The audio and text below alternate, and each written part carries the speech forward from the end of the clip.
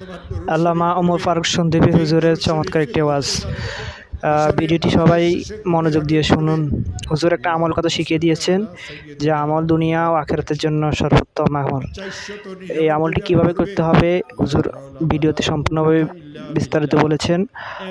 সবাই ওয়াজটি শেয়ার করে দিবেন ইনশাআল্লাহ। দরুদ শরীফ পড়বে, যেই দরুদ শরীফ সে পড়তে জানে ইশারের নামাজের শেষে ঘুমের আগে পড়বে আল্লাহুম্মা সাল্লি আলা সাইয়্যিদিনা মুহাম্মদ 100 বার, 499 বার পড়বে লা হাওলা ওয়ালা কুওয়াতা ইল্লা বিল্লাহ, একবার পড়বে লা হাওলা ওয়ালা কুওয়াতা ইল্লা বিল্লাহিল আলিয়্যিল আযীম, 100 বার দরুদ শরীফ পড়বে। হাত পাতিয়ে বলবে মাওলা, আমি অনেক গরিব মানুষ, মেয়েটার তালাক হয়ে গেছে, মেয়েদের বিবাহ শাদীও হয় না, ঋণগ্রস্ত হয়ে গেছি, ব্যবসাটা অচল হয়ে গেছে, মিথ্যা মামলা মোকদ্দমাতে ফাঁসিয়ে গেছে। যত কঠিন বিপদে হোক না কেন, যত কঠিন বিপদে পড়ুক না কেন, আমার মওলা বলেন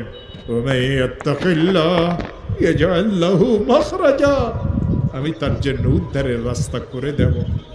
ও আমার প্রিয় ভাইরা, এই আয়াত আল্লাহ সূরা তালাকে নাজিল করেছেন। কেন সূরা তালাকে আয়াত নাজিল করেছেন জানেন?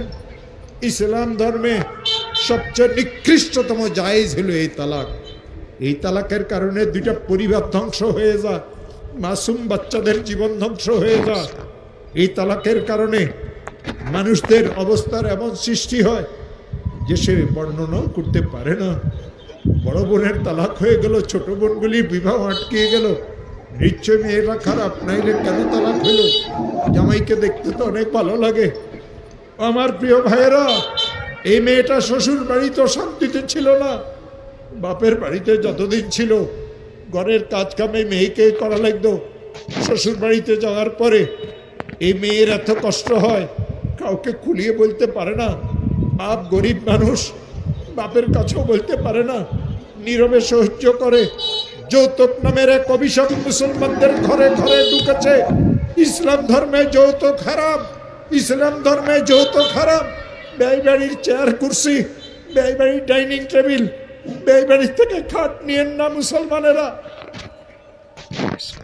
শুকুরের গোস্ত, শুকুরের গোস্ত, শুকুরের গোস্ত। যৌতুকের অর্থ আর মাল এই দুইটা সমান। ওই মুসলমান যৌতুক দিতে পারে, ওই মুসলমান যৌতুক নিতে পারে যে মুসলমান দাবি করার পরেও শুকুরের গোস্তকে চাবাই চাবাই খেতে পারে। ইসলাম ধর্মে যৌতুকের কোনো অধিকার নাই, আল্লাহদের নাই অধিকার, রসুলদের নাই অধিকার। এই যৌতুকের জন্য মেয়েটার উপরে জুলুম হয়, মারাও তো হয় এ মেয়েদেরকে, এ মেয়েদের হাত পা পুড়িয়েও দেওয়া হয়, এ মেয়েদের মাথার চুলও কাটিয়ে দেওয়া হয়, এ মেয়েদেরকে ঘর থেকে বাহিরও করিয়ে দেওয়া হয়, ল্যাপটাকে রাত্রিবেলাতে শীতের সময় টানিয়েও নেওয়া হয়। মেয়েটা ছটপট করে, মেয়েটার জন্য ঔষধ আনে না। ননদদের জুলুম অত্যাচার তো আরো বেশি, শাশুড়িও জুলুম অত্যাচার করে, ননদেরও জুলুম অত্যাচার করে। আর ঘরের অন্য বড় বউ যদি থাকে, সবাই বলে এই নিস্তি মেয়েটাকে আনার পরে ঘরের সব খায়রে বরকত চলিয়ে গেছে, আমরা তো আগে খুব ভালোই ছিলাম। এই মেয়েটা সহ্য করতে পারে না, বাপের বাড়িতেও যাইতে পারে না।